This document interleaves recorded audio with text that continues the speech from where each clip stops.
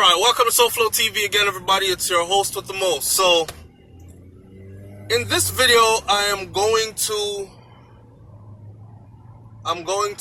bash. I shouldn't even say bash. I'm gonna bash my people very badly, but it's more like not bashing, but speaking facts. But a lot of them will look at it as bashing, and I want you to tell me in the comment section if I said anything wrong, right? Because a lot of people write to me on a daily basis or call me. I prefer you write to me.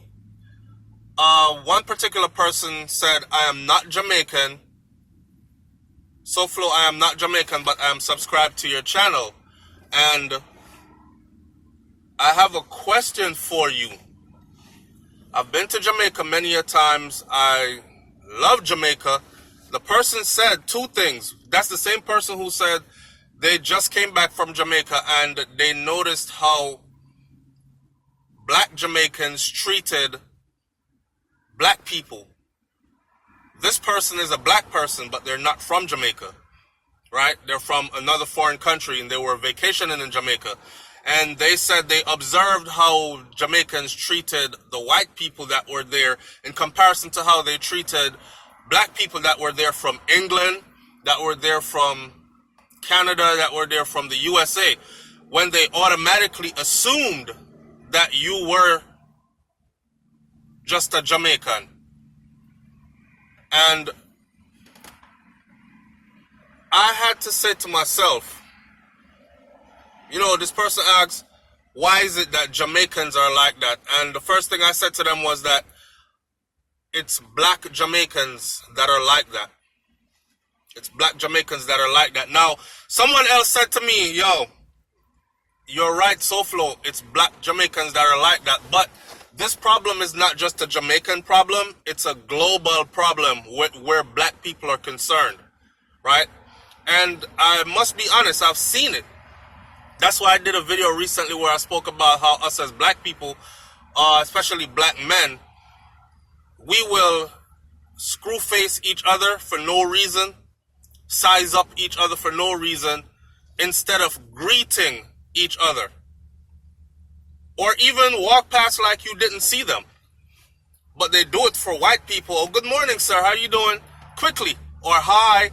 I've seen it when I go to buy stuff at the grocery store. I've seen it when I go to department stores shopping, take my kids shopping. I've seen the difference between how I myself is treated by the black cashier in comparison to how the white person behind me or in front of me gets treated by that same cashier. The greetings are different, as if their money they're spending at that store is different. You know what I'm saying? Now, being specific with Jamaican black people, and I say Jamaican black people because I'm realizing now that there are people on my channel that are subscribed that are not Jamaican. So I have to educate them a little bit and let them know that Jamaica is a place like any other place. For instance, you can be in England and you will hear a strong British accent coming from a Chinese person. You will hear a strong British accent coming from a white person, a black person, an Indian, Hindu person. It's the same way in Jamaica. If you notice, Jamaica has a lot of murdering going on. This is to show you how we love and respect each other. This is to show you how we treat each other. And we want people to treat us different or better when we can't even treat ourselves better. Now, there's a lot of murders in Jamaica, right? And probably 99.9% of those are black on black Jamaicans killing each other. The funny thing is, there are Chinese there. There are Indians there. There are many others there. But it comes down to us. I can even translate that over into just doing YouTube. I remember on YouTube when my channel had about 2,000, 3,000, 4,000, 5,000 subscribers, and it was climbing, right? And when you're doing YouTube, your first 20,000 subscribers to 25,000 subscribers are probably the hardest for you to get. If you stay on your game and if you connect with your audience, give them something to come back to with substance, your channel will grow, and it will grow rapidly, along with other things that you can do, which I am going to do a tutorial video actually. But those first 20 to 25,000 subscribers are the hardest to get, to crack. And once you crack that, you could crack the next 10, 15, 20,000 much easier than the first 25. So when I was below that, I had a lot of support, very little hate, just some funny comments every now and then, which I took in strides. I took in strides that the channel was growing, so that means more people have eyes on you. Therefore, that's more opinions that are going to be coming your way, right? So then the channel got to 40, 50,000, and they came out the woodworks. And I can tell you that every single person that have ever tried to tear down or stop my channel from progressing has been a Jamaican. Some of them want to tear it down for no reason other than they're doing YouTube as well, and they don't want you doing YouTube and being successful at it, because you out of the way for them means less competition when you're not even competing with them. You know what I'm saying? Or they'll spread rumors and negativity and lies to bring a bad name to your channel. Not like a discussion. It's not like, because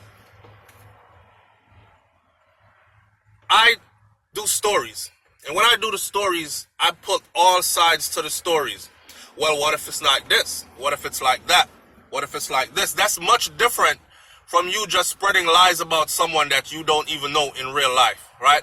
And I wonder to myself, I said to myself, like, what part of a human being makes you want to just look at someone you've never met before, don't like them, I mean, I like the way him talk, him chat too much. That's our people. Him chat too much. I mean, I like the way him talk. If you cover a story or inform a boy, do you know that the stories that I cover, a lot of the times it's relatives from that same family of, say, a victim or person involved that are calling me. And for me, they have to prove to me that they are connected, right, to that person. People call to say thank you. They call to say, SouFlo, let me tell you the real scoop on how the story goes. This is what happened to my brother. This is what happened to my sister. Blah, blah, blah. Check this out. Go on this Facebook to this person. Scroll to the picture with this, that. They'll give me all the leads I need. But here come my own people. Yeah, me just not like him chat too much. Me I do everything for tear down him channel. I can reveal some names of some people that's out there. But I've learned more and more that I do YouTube to stay in my lane, to create my own space, and to feed my audience with upliftment, right? And I've made that my niche. Now, what part of you makes it that you want to, well, hell, I could ask you, what part of you makes it that you want to kill your own brothers or your own sister if they didn't do you any harm?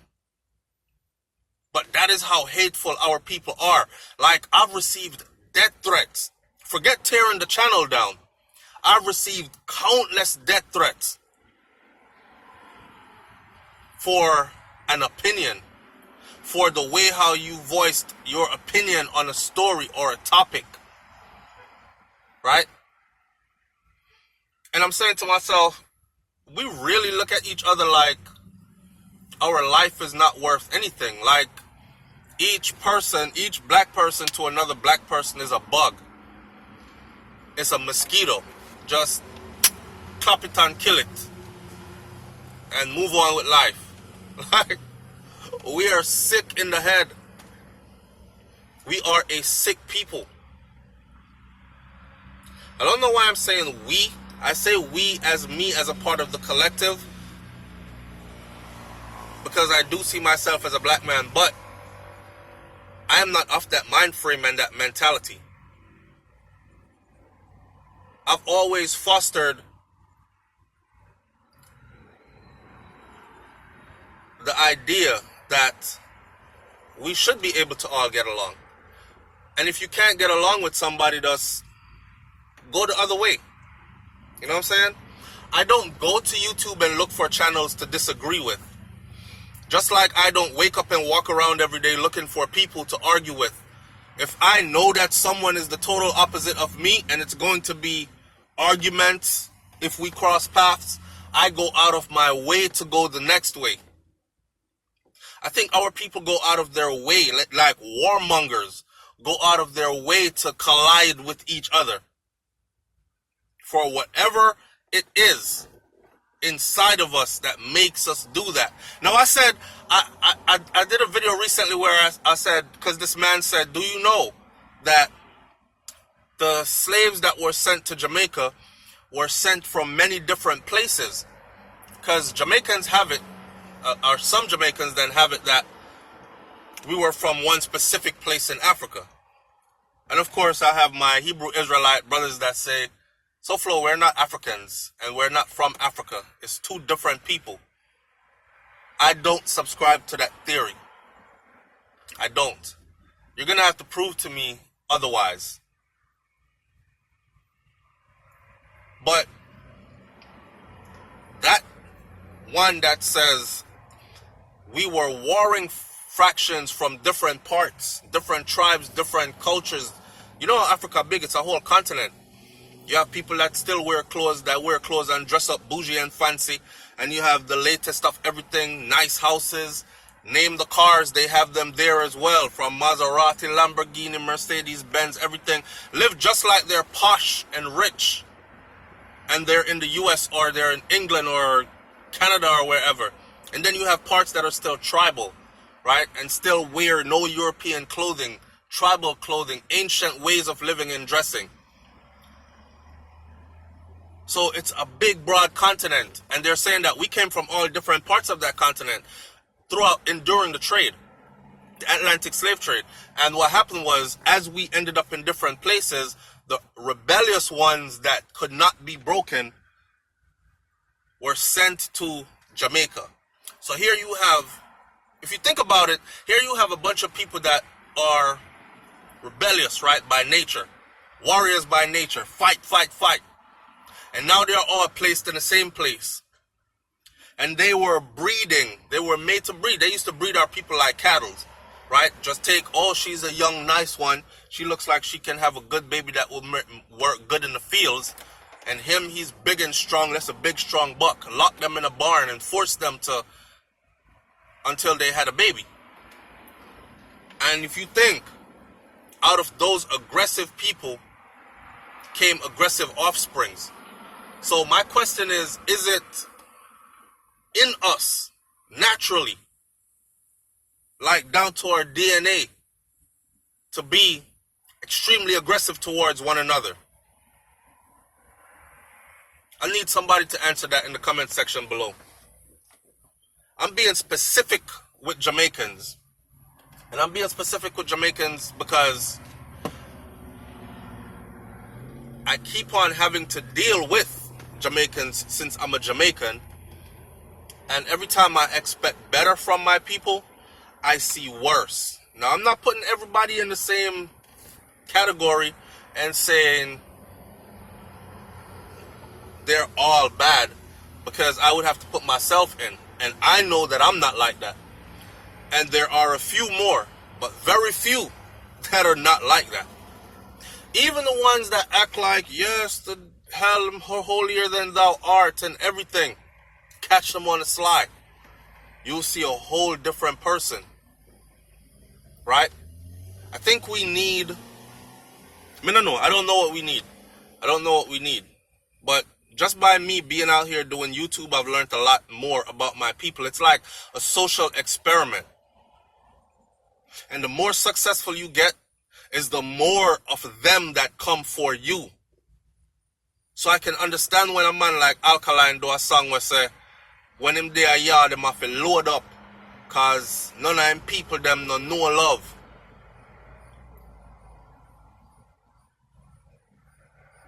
You know what I'm saying?